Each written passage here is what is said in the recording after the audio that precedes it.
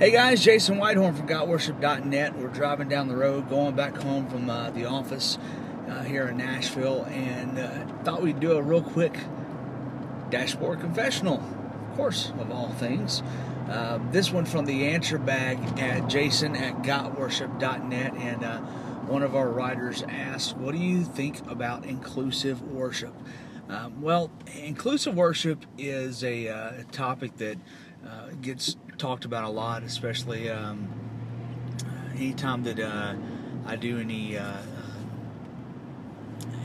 speaking on worship, where there's any type of panels. The topic tends to get brought up at some point or another. And if you want my broad stroke answer about it, it's simply going to be this. Generational gaps, I don't think, are ever going to get met. If you try to take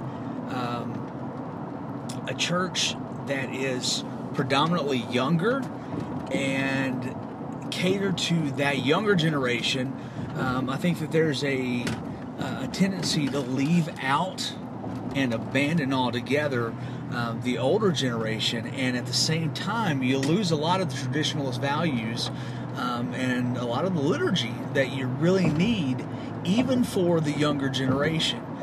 So I think that there's potentially some issues there. There's also the tendency to take a church that's kind of split with younger and older, and even churches that have older generations, and try to make it more modern and more appealing to a younger demographic.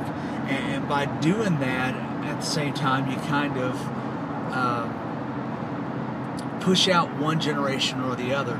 The key thing is this: I don't think there's ever going to be a situation where you're ever going to please everybody.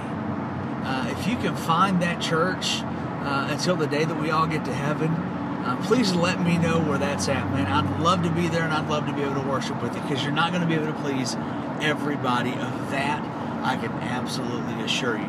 But here's where I think that we leave off in inclusive worship. You may not be able to have one service that's going to include everybody of all generations, of all types. But what I think that we don't do a good enough job of in churches in general is that we tend to forget about the fact that there are generations that need worship. And here's what I mean by that. I've been to churches and seen churches that treat worship in the manner of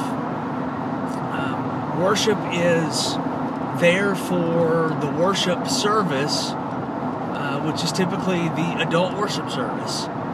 And yeah, we may have it, if anything at all, for youth, but aside from that, we really don't have anything for children's area, except for, here, let's play this cassette tape that maybe came from Lifeway. And I'm not rubbing Lifeway at all, because they have good stuff that they put out. But if your worship service only involves putting in a cassette tape and hitting play, or putting in a, man, I'm dating myself, aren't I, to say cassette tape, to put in a CD and to hit play, and that's it, then I think you're really doing your kids a disservice. Worship in a musical sense needs to be live, needs to be there in all senses, just as it is in adults, in an adult service.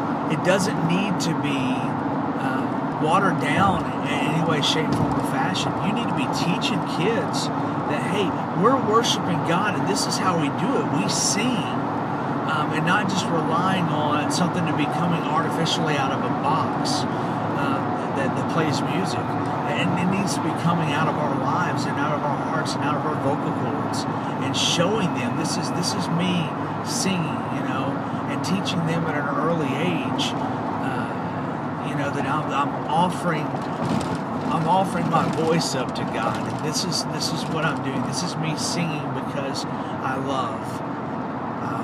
And I think we need to be doing that at all ages, preschool on up.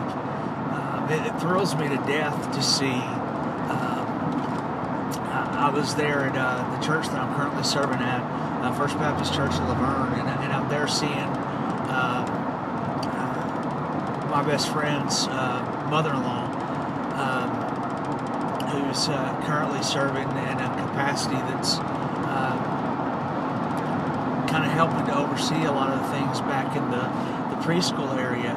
And she's taking these preschoolers and taking them aside and saying, you know, okay, let's sing. We're going to sing to God, and we're going to talk about everything that God's made within us, because God made us, and God made every body part that we have. And, you know, and then singing, you know, head, shoulders, knees, and toes, and it sounds corny to us, but at the same time, they're incorporating that and teaching worship, and not just playing a CD to sing those things. So I think those are important, and to me, that's where the foundation that we need to be hitting on of inclusive worship is. So, you know, I know that's a long answer to get around it, but I think if you're going to try to find an all-inclusive worship service, one all-inclusive worship service that hits and fires on all cylinders, I think you're never going to find that one service that's going to make everyone totally happy.